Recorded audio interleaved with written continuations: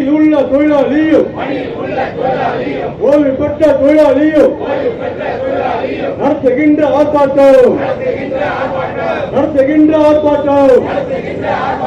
தமிழக அரசு திமுக அரசு தமிழக அரசு தவக அரசு கடந்த ஆட்சியின் பாதையிலே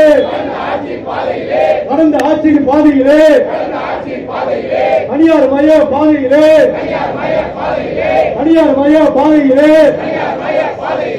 போகாதே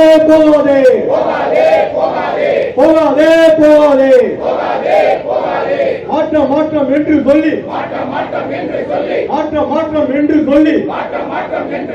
ஆட்சிக்கு வந்த தவக அரசு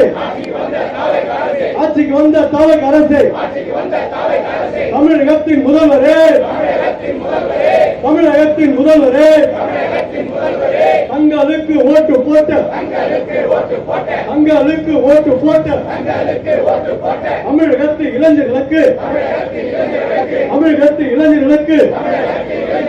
சமூக நீதி அடிப்படையில்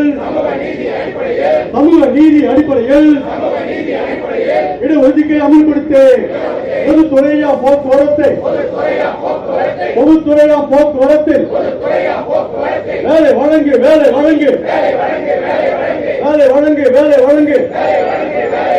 தமிழக இளைஞர்களுக்கு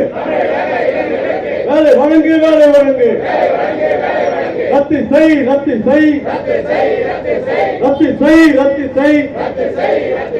தமிழக அரசு தவக அரசு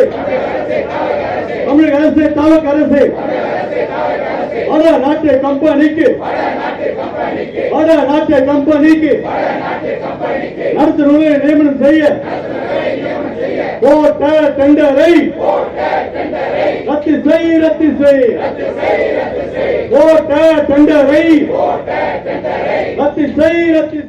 ஒரு 7 அம்ச கோரிக்கை முன்வைத்து இந்த தொடர் முழக்க போராட்டம் நாங்கள் நடத்துறோம். இன்றைய தினம் பாத்தீங்கன்னா தமிழ்நாட்டின் முதலமைச்சர் ஒரு 3 பணிமனையில இன்றைய தினம் தனியார் மின்சார பேருந்து துவக்க நிகழ்ச்சி என்பது நடைபெற்றிருக்குது. இது கடந்த அரசாங்கம் பொது போக்குவரத்தை சீரழித்த அதே கொள்கையை தாவேக அரசு கடைபிடிக்கிறது என்ற அடிப்படையில் நாங்கள் இந்த அரசாங்கத்தை பார்த்து இது தவறு என்ற அடிப்படையில் இன்றைய தினம் மாநகர போக்குவரத்து கழகத்தில் அனைத்து பணிமனையிலும் அதிகாலை கருப்பு கொடியுடன் ஆர்ப்பாட்டத்தை நடத்தி இந்த அரசாங்கத்துடைய தவறான கொள்கையை எதிர்த்திருக்கிறோம். இந்த எலக்ட்ரிக்கல் பஸ் ஏற்கனவே ஓடக்கூடிய 625 பேருந்துகளையும் அரசுடைமை ஆக்கணும் என்ற அடிப்படையில் சிஐடி போராடி கொண்டிருக்கிற நேரத்தில் மேலும் ஒரு 750 பஸ் தனியார் மூலம் இயக்குவதை நிச்சயமாக ஏற்கவே முடியாது என்ற கண்டனத்தை நாங்கள் இந்த நேரத்தில் தெரிவிக்கிறோம். அதே போல இன்னைக்கு சென்னையில் ஒரு 12 பணிமனைகளை தனியார் கிட்ட ஒப்படைக்க போறாங்க. ஏற்கனவே 5 பணிமனை ஒப்படைச்சிட்டாங்க. இன்றைய தினம் ஒரு 3 பணிமனைகளை ஒப்படைச்சிக்கிறாங்க. இது ஒரு பொது போக்குவரத்தை சீரழிப்பதற்கான வழிவகுக்கும் என்பதை இந்த நேரத்தில் நாங்கள் கண்டனத்தை தெரிவித்தோம். அமைச்சரை சந்திச்சோம். இதுவரைக்கும் அதற்கான எந்த தீர்வும் இந்த அரசாங்கம் 100 நாட்கள் கடந்து போச்சு. எந்த தீர்வும் இந்த அரசாங்கத்துக்கிட்ட நாங்கள் எதிர்பார்த்து நடக்கல. எனவே தான் அந்த போராட்டத்தில் எங்களுடைய ஊதிய ஒப்பந்த அரியர்ஸ், அதே போல பணிக்கு 1/4/2003 பணிக்கு வந்த தொழிலாளிக்கு பென்ஷன் திட்டம், போக்குவரத்தில் இருக்க தொழிலாளிக்கு எந்த பென்ஷனே தெரியல. கடந்த எங்களுக்கு பணியில் உள்ள 1/4/2003 முன்பு வேலைக்கு வந்த தொழிலாளிக்கு பழைய பென்ஷன் ஒன்று இருக்கு. ஆனால் 2003 பிறகு வேலைக்கு வந்த தொழிலாளிக்கு அரசு அறிவிக்கக்கூடிய டாப்ஸ் பொருந்துமா, இல்லை ஏற்கனவே உள்ள சிபிஎஸ் பொருந்துமா, எந்த பென்ஷன் பொருந்தும் போக்குவரத்து தொழிலாளிக்கு தெரியல. இன்னைக்கு ஒரு 5000 பேர் ரிட்டையர்ட் ஆகிட்டு பென்ஷன் இல்லாமல் அந்த தெருவில் குடும்பம் கடுமையாக பாதிக்கப்படக்கூடிய ஒரு நிலையில் இருக்குது. எனவே 1/4/2003 பிறகு வேலைக்கு வந்த தொழிலுக்கு பென்ஷன் என்பதை உடனடியாக இந்த அரசாங்கம் அறிவிக்கணும். அதே போல இன்னைக்கு பார்த்தீங்கன்னா காலி பணியிடம் 30,000 காலி பணியிடம் இருக்குது. இது வரைக்கும் அதுக்கான நியமனத்துக்கு எந்த உத்தரவு வரல.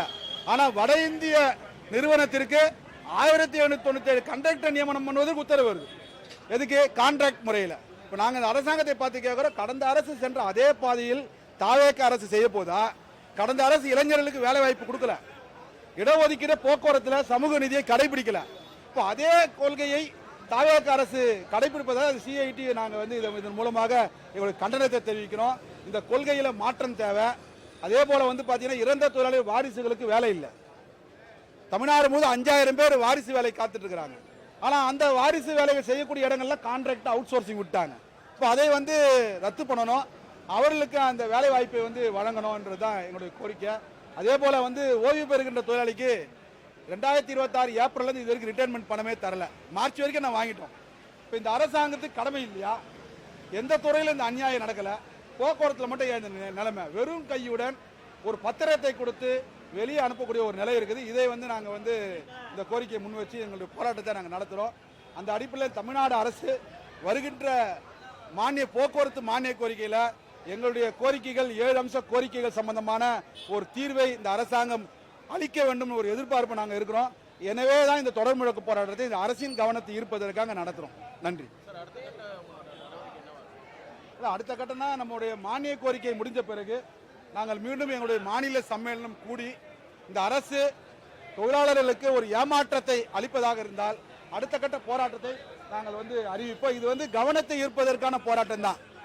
நாங்கள் வந்து இன்னும் வந்து ஒரு வலுவான போராட்டத்தை நாங்கள் நோக்கி போல. எனவே இந்த மானிய கோரிக்கையில் எதிர்பார்க்கிறோம். அப்படி இல்லைன்னா எங்களுடைய போராட்டம் ஒரு தீவிரமான போராட்டத்தை நடத்துவோம் என்பதை தெரிவிக்கிறோம். என்னுடைய பெயர் வி. தயானந்தம், பொதுச் செயலாளர், அரசாங்க போக்குவரத்து சங்கம், எம்டிசி.